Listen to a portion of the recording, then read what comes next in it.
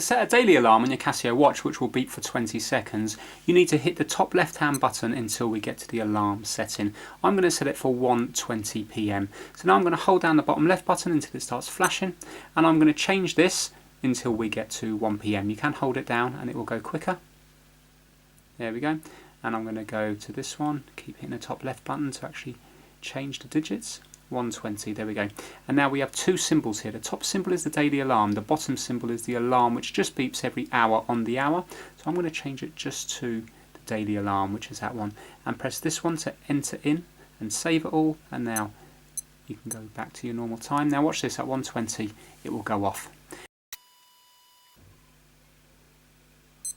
There we go, so you can hear that it's beeping now and alarms flashing there. So we can just hit one of these buttons here and it will cancel it. Then that will go off again the same time tomorrow.